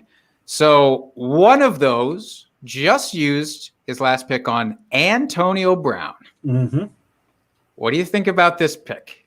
Hey, if he plays all season and Tom Brady still really likes him, could be a sneaky pick here in the 9th and get some good return on it. I personally, I'm not a big Antonio Brown fan, but especially at this point in his career, and with Evans and Godwin being ahead of him. But like I said, it's got that upside. Oh, the upside is 100% there. And assuming that either of the guys up on that depth chart miss time, Mike Evans or Chris Godwin, suppose they miss some time, then this is going to look like a screaming value. I hate to just say that about injury because it can happen to anybody, but it is true, especially in an offense like this that thrives so much with the passing attack. And obviously Tom Brady has rapport there enough to make him very, very usable. I'm on the clock and I got like 20 seconds left, and I hate my options right now, I'll be honest. But I am going to take a wide receiver here. And it's not pretty. It's not what I would prefer to do. And I'm hitting that upside button again with Mike Williams on the Chargers. And fun little boost, I get a stack now. I get the Justin Herbert, Mike Williams stack. He looks great. Mike Williams has always flashed and always looked great. He's just never been able to put it together for a full season. Injuries have done that to him. But I like it at this stage. Yeah, I don't hate it. I believe he's playing for a contract this year. This is the last year of his rookie contract. I think they picked up his 5th-year option, if I'm remembering correctly. So, I mean, he is playing for a new deal out there with another team. So I don't hate that at all. And, yeah, he's going to have those blow-up weeks where it's tremendous, tremendous upside. So after Mike Williams, Michael Pittman and Corey Davis went off the board. I have someone I'm looking at here, and I don't know. I'm sure he'll make it back, but I don't want to take this chance. And there's still plenty of wide receivers out there I would take at this point. Interesting. Okay. So I want to go running back to try to get my third running back here. And I am going to take, where is he? Right there, Nyheim Hines. Hey. In the 9th round. I think he is the receiving back there. I know Jonathan Taylor, he can receive the ball. But Nyheim Hines is very much involved with that offense. I know it's checked down Phillip Rivers there, but I think Hines is still going to have a fairly significant role, and I love getting those PPR backs, especially this late in the draft. Hey, Carson Wentz is not averse to checking down to his running backs himself, so it's not as if that's going to disappear from the offense entirely. It's probably not going to happen as much as it did with old Grandpa Phil there, but I like the pick. I like the upside. It's not one of the running backs I was going to mention, though, and do a deep dive on when they came off the board. No. So stay tuned for that, listeners. But at this point in the draft, I kind of want to ask two. So if you've locked up, presumably your starting lineup by this round, or close to it, let's say. You don't have a quarterback yet, but you have the rest of your starting lineup secured. Is there a strategy that you take from here on out? Do you do best player available from here on out? Does anything change for you? Really at this point, and I still have to take a quarterback, but I'm going with players that I feel like have a path to relevance and not just necessarily boom weeks. I like players like this next player I'm going to take here. I'm going back to a wide receiver, and I think he's got a real path to relevance, and I think he can have a really good season, and that's Darnell Mooney there in Chicago with Justin Fields. I think he's going to be the wide receiver 2 on that offense, and that's going to score some points. The wide receiver 2 in almost any offense is going to give you relatively consistent fantasy production, and I really like that. Big Bob Tonyan went off right after Mooney, and then the Gus Bus. And then you took Marvin Jones. I sure frickin' did, man. Look, if I have to put myself into the Urban Meyer coaching sphere for one of these draft picks, I want the one who's going to be latest on down the road. And obviously Marvin Jones, he's one of those other underrated guys. I feel like that's the theme of my draft right now. It's just these underrated receivers that never get the love they deserve. Mm-hmm. I mean, Marvin Jones has those huge bang weeks. He to me is pretty parallel to Tyler Lockett, who is always going to go so much higher up in drafts. That's why I'd rather hang back and take a guy like Marvin Jones. Wide receiver, let's say 15 to 20. Again, totally in his scope of outcomes. Is it likely? I mean, maybe not. But I'll chase that in the 10th round for sure. Mm-hmm. Yeah. Yeah. And at this point, it's like, go get your players. I mean, especially now, it's like, take the guys you think have good upside, or like I said a couple minutes ago, potential for that path to relevance. So after your pick of Marvin Jones, we've got Ryan Tannehill, Devin Singletary, the quad man himself, A.J. Dillon, and J.D. McKissick all off the board. Dillon is one of those guys I wanted to talk about here. Mm-hmm. So, call me the Packer homer. I don't care. I'll embrace that role here. A.J. Dillon steps into the situation that Jamal Williams was in for the last couple of years, and Jamal Williams was always the underappreciated running back, that RB3 level guy that nobody cared to take unless basically you're a Packers fan. Does he have the pass catching versatility that Williams did? Maybe not, but I think we did see Dillon can catch the ball. It's just he's not going to get force fed with Aaron Jones there. But let's say hypothetically Aaron Rodgers doesn't play this year. Do we think they lean on that running game? Yeah. When you have a second round running back drafted a year prior and Aaron Jones, I think you lean on that running game. So at this stage, that's a really great pick. Yep. And the limited playing time that A.J. Dillon saw last year, he did flash. So, I mean, he showed he has the talent there. So, yeah, I don't hate that pick, especially this late in the draft. Aaron Rodgers went end of the 10th round here, which I'm disappointed with. I was hoping he was going to make it around back to me with my next pick here. Marquise Hollywood Brown, Tony Pollard, Mike Gesicki, and Elijah Moore all off the board here next as we're approaching the middle of the 11th round. And not a kicker or defense taken yet. I mean, what? Can you believe it? It's too bad Linda didn't join us. We would have had probably about 3 kickers off the board by now. I'm all for her. Overshoot it here, but I feel like I'm on the verge of being that guy here just to show her some respect. I don't know if I can stomach it in this round just yet. I want to. The will is strong. I just don't know that I can force myself to do it. And there's our guy, Jamal Williams, going off the board. Now the on beautiful Detroit. mermaid himself. I still love him this year. I still really love him this year. And that's why I'm not as bullish on DeAndre Swift as some people are, is because I know what Jamal Williams can do, and he's not a slouch. And I think that's the perception right now, for better or for worse. And then that pick right before yours, I really like too with Tariq Cohen. I think that is a sneaky good, great value for him going that late. I think people forget because he was injured last season how good he actually was and how involved in that offense he was. Agreed. I mean, does he come back and is he as involved? I don't know. Maybe not. Hard to say. But again, you're in the 11th round here. Why not take a shot on a guy that was a PPR monster just a couple years ago?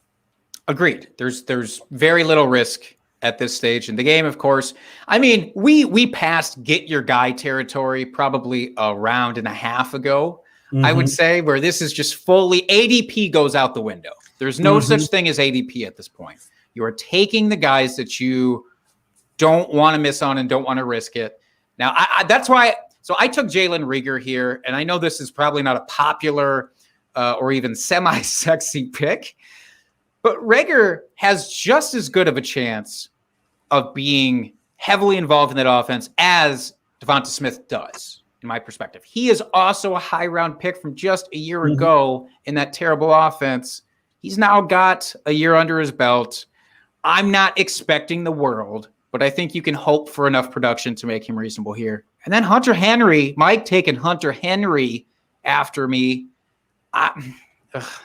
the Henry Jonnu thing, although Jonnu did hurt his hamstring already, and so maybe that by necessity gives Henry the leg up here.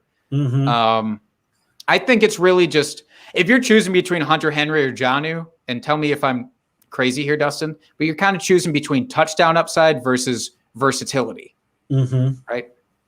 Yep, absolutely. Okay. And then that next pick was another wide receiver that, I just love the value at this point is Russell Gage. Someone's got to be involved in that offense. And we saw last year when Julio was out, and I know Pitts wasn't there, but Russell Gage, I mean, he saw a significant uptick in his involvement in that offense when Julio was out. So we've seen what kind of the ceiling for him is on a week-to-week basis, and getting him at the end of the 11th is just insane value, and I love that pick. Agreed. Yeah, that's a really part of me now wishes I had gone the Gage route instead of the Rieger route, only because at this point with my wide receivers that I have who are all upside guys at this point, I think having that safety blanket would have been nice. But, you don't get to go back. You don't get to turn back time as much as Cher might tell you. That's right. A possibility. We got Fields, though. Dustin, I will say, you taking Justin Fields as your QB. Let me ask you, this, because the reports came out today. Matt Nagy says there's no way Justin Fields is our week 1 starter. Do you put any merits into that? Is that coach speak? Do you care? Will you try and get a week 1 starter later if that worries you? I don't care. I'll be honest. That doesn't mean anything right now. I don't care what the coach says or what Andy Dalton was told when they signed him. Nagy is playing for his job, and if they're going to start Dalton week 1, and again, this all kind of depends on what we see as the offseason progresses here, but I can't imagine that Dalton's going to be the week 1 starter. Just can't do it. Maybe he starts, and then by the half, they reassess some things. And they're like, we could go a different way and still live up to those statements that we made so nobody calls me a liar later on. And now at the turn here, so Gronk, can we talk about that as he's an option now? Or is he? Yeah, absolutely, he's an option. Look, I made that stupid bet myself. I was going to ask if you wanted to say anything about this. Wish I'd ruined my life. I wish I'd never made that bet. But he did technically finish as a tight end 8 last season. And that was obviously coming back after a year of being away. And so he was pretty rough those first few games out. Now, yes, most of his production came on touchdowns. That's what you're looking for with most tight ends at this stage of the game. So why not go with the guy who has the rapport with his quarterback on a team that's going to throw it 500 times and be very efficient? It does make a lot of sense. So now Pee Wee seems to have ditched out on the draft. I don't know if you're able to force a pick here or not, Dustin. If you are, go for it. If not, we can just look into the future here. We've only got 50 seconds left. Let's let Pee Wee here try to make a pick. We'll see if they jump back on. I swear to God, if this is the actual Pee Wee, like if this is Pee Wee Herman and he's fucking big timing us right now, I'm going to be so mad, but also so flattered that he bothered to watch the show. Yeah, but after this, if this auto picks, then we can next round I'll auto pick for this person. Okay. Now I Just do to have keep questions. things moving. I have a question for you, though. So in advance of your pick, which is coming up here again in a couple, so you took Justin Fields. Now, we kind of talked about it, but I really do want to ask. So you go this late for quarterbacks. My typical strategy when I waited on quarterback was to, in these rounds, maybe hit a back-to-back guy. Take Justin Fields and then take somebody else with that. I don't know if it's insurance, like a Kirk Cousins, like you were talking about, right? Who is a little bit of a safety, icky play. But is that your vibe, or do you not do that? I was thinking about it, and then when I'm looking at the quarterbacks that are left here and everyone that has, I mean, we've got a couple teams that already have 2 quarterbacks. Yeah. I'm feeling good right now. I think I'll wait another round probably to grab another quarterback. I do have a running back here that I think I'm going to go after. That Am I going to get to talk about my guy? Probably not. I'm going to take Tevin Coleman here. Oh no! Oh no! Oh yeah, Justin, why would you do that to yourself? I know this is just a mock draft, but come on, man. I think he has sneaky chance here to be very involved with this offense. Coming over from San Francisco, where the coaches all came from. So they're very familiar with him and this probably the style of offense they want to run. So I think he could be very involved, especially if, and I know the if is the big thing here, he stays healthy. I think he could have some sneaky good weeks here and be very involved with this offense. All right. That I appreciate the perspective. I hate the perspective, but I appreciate the perspective. And now they did come out and say, like, week 1, basically they're rolling with Coleman. I mean, that's how it sounds. Like he is on top of the depth chart for now. I think the skepticism is just how long can we expect him to keep it? How long can he keep it away from Michael Carter, the rookie who I love? And that's why I want to get that out there. And a couple other picks. Zach Ertz at this stage in the game, he's not technically without a team right now, right? Because he's still technically on the Eagles, but that's not going to last. So we just don't know where he's going to go yet. Does that make you nervous to take him as is that his first tight end in this draft? I don't know. Let's look. Nope. Got Big Bob Tonyan as your other tight end here. Okay. So fair enough. And maybe that's, Tonyan, I love Tonyan, and obviously last year he did great things for the Packers. I don't know if I expect that same level from him this year. And then pairing him with somebody like Ertz then makes a lot of sense. Whereas Ertz has so much upside if he lands with Indy.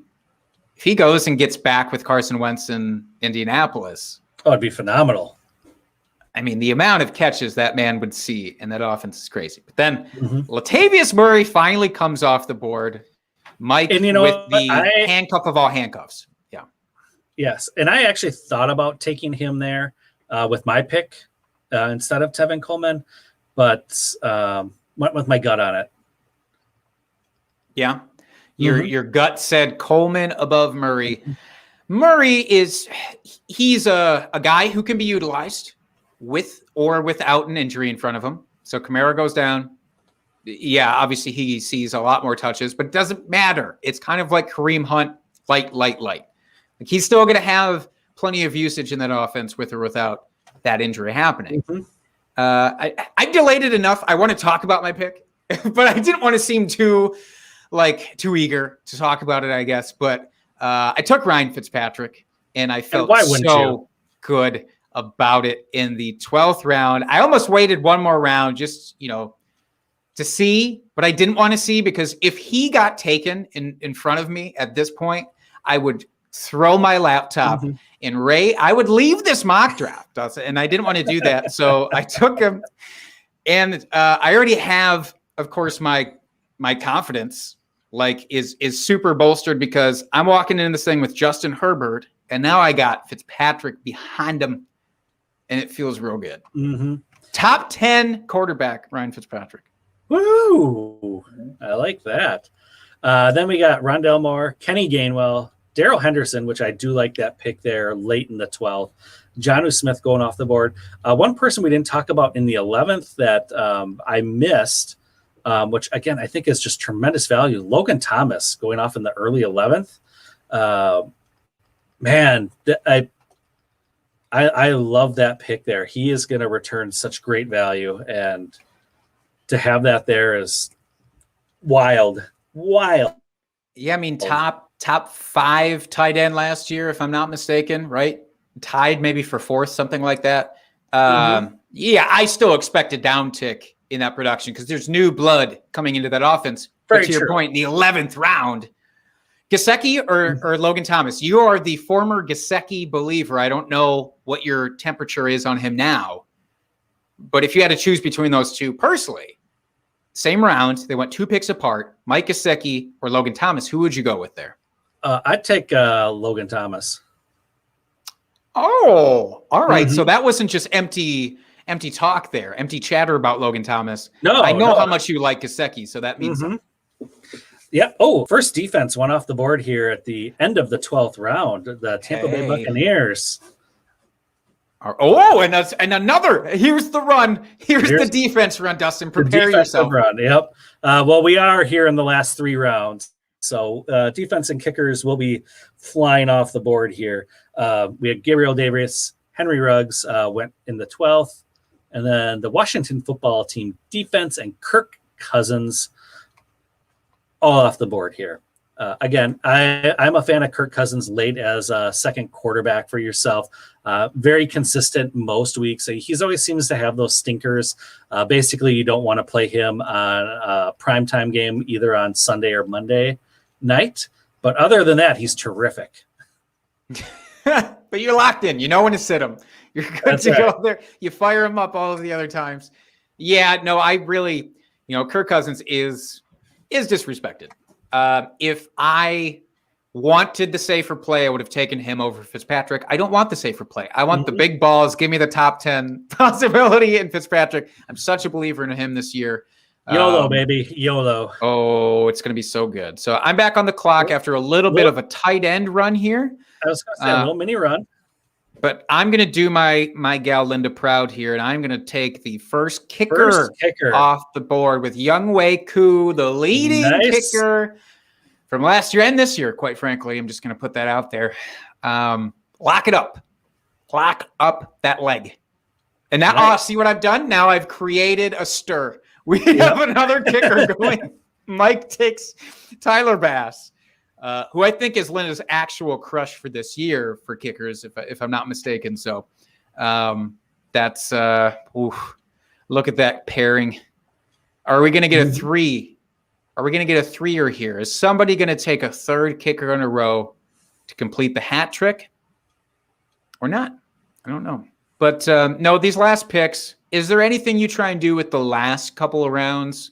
I mean, are you a handcuffer at this point? Are you a upside only? Are you a flex play away kind of guy here? Like, what's your methodology? No, at this point, kind of looking for some real late round sleepers. Like right now, I'm going to take a quarterback just because I do like to have a second quarterback on my team. And then with my next pick, I'll take a, depending on what's out there. I don't want to give away my strategy, but take a guy that I think could be sneaky upside. So I'm going to take Matt Ryan here. Don't know why he's getting the disrespect here, going so late off the board. He's still got tremendous weapons with Ridley, Russell Gage, and the elite Hall of Famer Kyle Pitts on the team. And their defense is still terrible. So they're still going to be slinging the ball around. He's going to have those boom weeks for you. And as the compliment to Justin Fields, I like it. Agreed. That defense call out, that's more important to me than any individual player on offense that he has to work with. It's the fact that it doesn't matter. He has to throw it. Atlanta has ranked in the top 4 for total number of passing attempts in the NFL the last 3 years, I believe. They were number 1 just a couple of years ago. Yeah, it's not changing. Like it's a volume play. Now, I will say, if I could actually if I hadn't taken Justin Herbert, if I could, no bullshit, get Matt Ryan and Ryan Fitzpatrick, if you will, I would do that all day. I would do that all day. I would name my team that, and I would ride it into a championship probably because you do have the safety of the volume from Ryan and then the upside of Fitzpatrick there for those boom weeks. Like, I think the disrespect to Ryan is crazy. Now, right before Matt Ryan went, though, Deshaun Watson comes off the board. Look, we don't know what's going to happen with him, but talk about the ultimate league-winning possibility. Oh, absolutely. And when you look at his at Prime's team here, he's got Dak Prescott as the starter. So, I mean, you take that shot on Watson. If he ends up playing, like you said, league winning type move there. Even if you use it as a trade bait or, a trade piece later on in the season. And you could always pull another quarterback off the waivers later in the season if you had to. So, I mean, at the end of a draft like this, you got to love that pick. Yeah, it's worth the risk. Because there is no risk at this point. Well, and I was going to say, especially since we're drafting this early in the season, say this was our actual teams, you find out he gets suspended, you drop him and you pick up your second quarterback off the waiver wire. I mean, there's going to be guys out there that you can pick up. Are you going to be super bummed that you took Watson, then you had to drop him as opposed to taking Tyler Higbee? No offense to the person who took Tyler Higbee, but that's not Higbee to me is not a league winner. You know what I mean? Watson absolutely can be. So I think that type of choice, that's the sound of somebody getting sniped. I totally got sniped. Soul.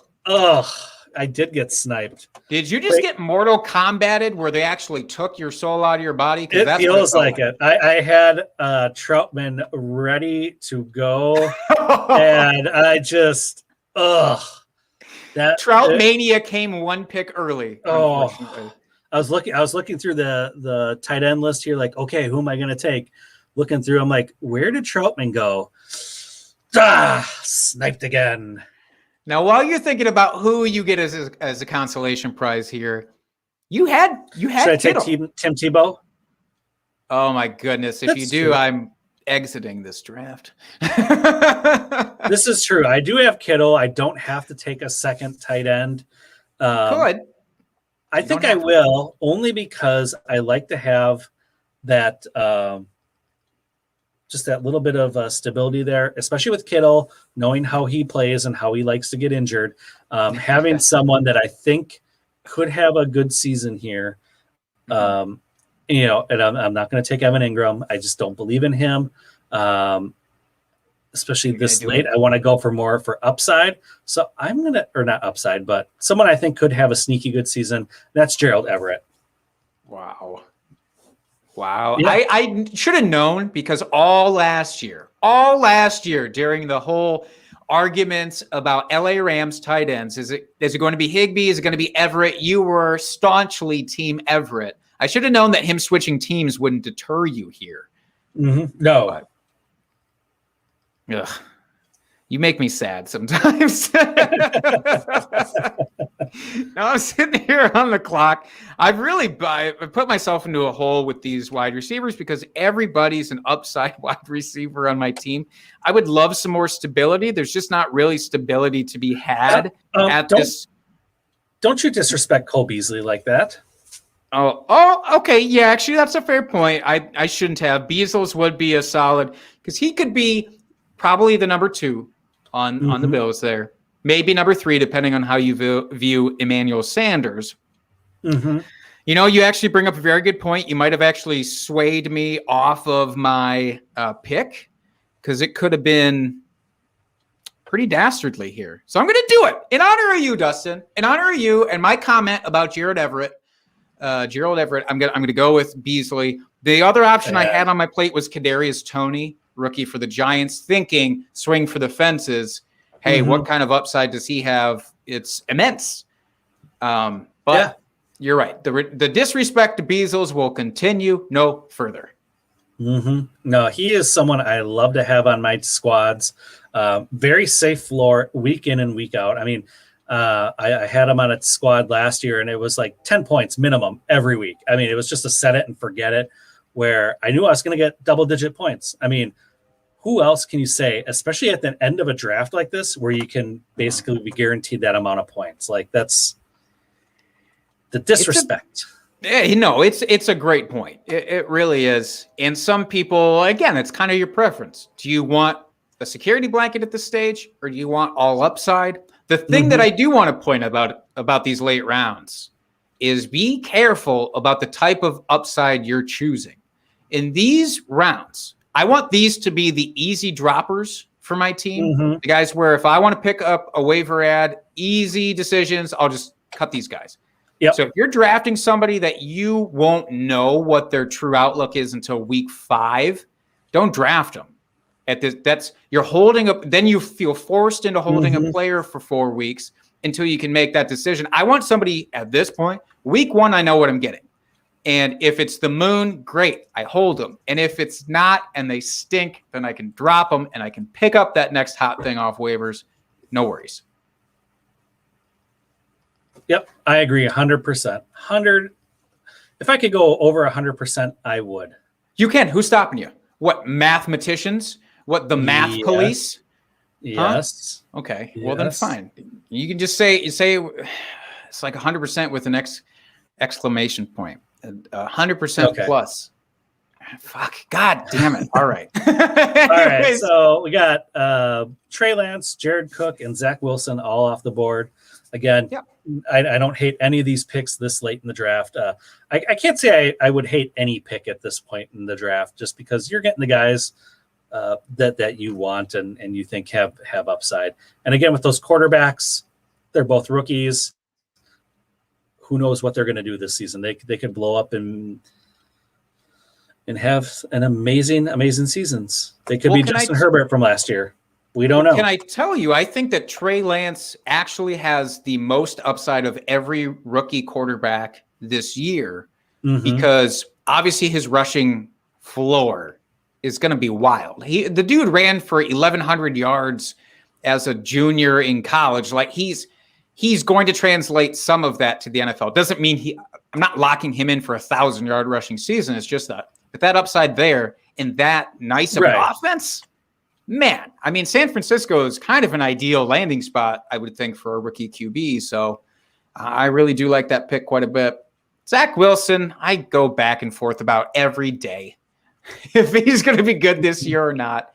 I hope so because I did take him in a dynasty league, but I just don't know if I can bank on him this year. But and that's the deal. At this stage, if he's not good those first couple of weeks, great. Just kick him off the team and don't think about him for the rest of the year. No big whoop. Yep, that's right. Do we want to talk about Todd Gurley? Well, that was a timed out pick, so I don't think that was Gridiron's intended pick there. Unfortunately, so thank God. Yes, we'll pretend like it never happened. Yeah, that's right. We won't give Gridiron there a hard time about it just because. But Nelson Aguilar here in the end of the 14th could be the wide receiver 1 there in New England, possibly.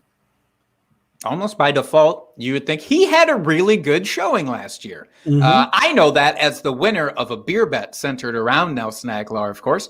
But you folks might know that out in the world just by watching football. No, he really did do well last year. I think he more than exceeded expectations. I don't know. New England's offense is weird. I don't know what else to say about it at this point. If Cam starts, I also don't believe that any of these receivers just die because he starts.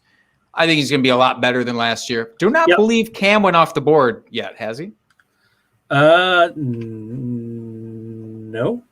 Okay. Nope, still out there. He's a very interesting guy. If you're drafting this early in the season for a redraft, I don't know why you would, but maybe you do. Cam Newton at this stage in the game is my ideal type of pick. If he starts, I think he was already great last year and he barely threw any passes. So once he gets himself kind of back to normal, which it seems like Belichick believes he will, then he is, again, that really upside quarterback that I would love at this stage. Yep, absolutely. Kicker Palooza, Dustin. Kicker Palooza. Yep. Here we go. All defenses and kickers here. Woo! I'm really tempted to take... So there's one running back that hasn't come off the board that I want to take just to make sure he finds a home because I almost just feel bad. So I'm going to take him here. It's James White talking about New England. Look, that man did a lot of things for a lot of people without them realizing it. If you had him on your team and you were smart enough to utilize him, at worst as a flex play, he has been the model of PPR consistency for some time. Yeah, it's a muddy backfield. But I'll take the pass catcher back there above all else. And then Marlon Mack off the board. Craig the Leg Zerline. Who am I going to take? Which kicker? That's right. You got to take one of each, huh? You got to take a kicker and defense. I'll take Robbie Gold. Why not? It's a kicker. I'm going to tell Linda about this. I'm going to tell Linda how little thought you put into this selection. Well, kicker is a position I tend to stream throughout the season if I can. So I like to play the matchups, but I'll take Robbie. He's, that offense should be better this year, and he should get more opportunities. But truly with that kind of thing, if you're looking at kickers and defenses too, to a certain extent here in those last rounds, because, you still want to make a wise decision, obviously, even if you're going to stream. But, are you looking for indoor kickers? Are you looking for just high-powered offenses that they're going to get in range at least a lot? Is there anything in particular you're keen on? Not necessarily. I don't typically look for that. Like I said, I tend to stream kickers. So if I had to pick one and, say for our home league, how we have very limited waiver wire moves, then that would be more of a consideration for me, but not something I necessarily give a lot of thought to. Fair. For any new listeners who haven't heard us talk about this, by the way, we are in a home league that only allows 10 ad drops throughout the season. So when we go into our draft, we have to keep that in the back of our minds all the time. Every pick, there can be no wasted picks because you can't afford those ad drops. You have to use them for injuries, for any breakout players, whatever. And so it gets a little troublesome. I don't necessarily recommend it as a league setting. No, absolutely not. But it makes everybody take the draft very seriously, which of course is a plus. And which is always good because you want the draft to be taken seriously. Yes, you do. You sounded very school marmish there a little bit, but Paris Campbell comes off in the last round with Pee Wee's pick. By the way, I love that pick. I don't know if there's a better definition of an upside wide receiver for this year than Paris Campbell. So give me that. It's a pretty it's an ill-defined depth chart in Indy, and truly could be anybody's game. Paris just has to stay healthy. And he could easily be the number one target there. Honestly, that's how that depth chart looks to me. Yeah, now we've got kicker, defenses. Yep. 49ers. I was shocked to see that the 49ers defense was still out there for me to grab. I think people forget how decimated their defense was last year with injuries. Although I'll say here, Mike, son of a bitch, Mike. That was the other defense I was looking at. Patriots, again, half their defense was opted out due to COVID. And I think they're going to bounce back and have a good defense again this year. Agreed. I'm going to take the stupid Titans defense because the Patriots went off the board right before me. That's absolutely what I was going to say. But at this point, I'll be the first to admit I'm not great about selecting defenses. I'm not that. First of all, it's the hardest position to predict year over year. The consistency is not there. Obviously, we're dealing with an entire group of people that we're selecting with one pick as opposed to individuals. That makes it hard to be able to predict year over year. I know anybody who, took the Bears, let's say hypothetically, in round 8 in a draft the year after they were the number 1 overall defense, probably regretted it. Definitely a vague generality, not a specific call out to any one person in our home league. But that kind of thing happens. Jaguars year before that, they were the hot ticket, and then the next year they were a dumpster fire. So don't just use previous year's stats to make that selection is my point. That's right. Okay, Jake, so we got last couple picks here. Why don't you give a rundown of your team here for all of our listeners that are still with us? Thank you for sticking with us through this supersized episode. I started off hot with a tight end, Travis Kelce. Then I hammered running backs, Antonio Gibson, Chris Carson, Javonte Williams, Kareem Hunt. Shifted to take a quarterback in Justin Herbert. Then loaded up on wide receivers, Brandon Cooks, Robbie Anderson, Mike Williams, Marvin Jones, Jalen Reagor. A lot of upside. Took Ryan Fitzpatrick as a second quarterback. then Younghoe Koo, Cole Beasley, James White, and the Titans. I like it. How do you feel about that draft strategy of hammering running backs early and then wide receivers later? I feel so dicey about my wide receivers, but if two of those guys can hit where I can find consistent starters, I will have won the draft, in my opinion, just because of the quality I got up top. But it's really risky to do what I did, and it's tough to see if it pays off. Now, how about yourself? You had a different mythology there. I did. So I went Tyreek Hill, George Kittle, J.K. Dobbins, then Amari Cooper, Kenny Galladay, Deontay Johnson, Chase Edmonds, Tyler Boyd, Naheem Hines, Darnell Mooney. Finally took my first quarterback in the 11th round, Justin Fields, Tevin Coleman, Matt Ryan, Gerald Everett, Robbie Gould, and the 49ers. So I went San Francisco special teams units all around here to finish off the draft. As you do, and you have Kittle. You basically have the majority of the 49ers team on your roster right now. Oh, this is true. So you should feel good about that. Look, maybe we'll throw these teams up on Twitter later and see if anybody has a strong opinion about ours one way or the other. But I think this was a really fun episode. I love to do these. Who knows? Maybe we'll do another one before the season kicks off. Yeah, I think we should. And all you out there that stuck with us the entire time, thank you. Hope this was a valuable exercise for you to go through and kind of get a little behind the scenes of our methodology of how we draft and why we draft the players we do. I just want to say there are still a lot of guys out there that I really like that were not drafted. So, I mean, I think that just shows that the quality of players in the NFL and kind of the upside that we see for them is pretty incredible. So I could have probably won another 4 or 5 rounds here and still got guys that I really wanted. Any last thoughts here, Jake, before we sign off here of our extra long episode this evening?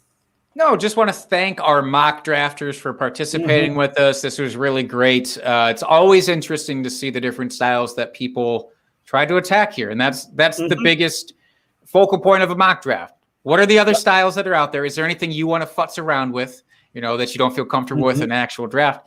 But that was great. So big shout out to all of them for doing that with us. Yeah, and I really enjoy having the live people there doing actual drafts as opposed to having the computer just simulate it, which is going to be more based off of ADP than what people would actually do. So, appreciate everyone that jumped in and took the time out of their evening to assist here with the mock draft. We truly do appreciate it. And Jake, why don't you tell folks before we get out of here where people can find you? You can find me on Twitter at Jake Trowbridge. And you can find our podcast at Drinking Fantasy, and you can find me at FF Dusty Dog. And until next week, folks, keep drinking and talking fantasy football. Cheers, FFers.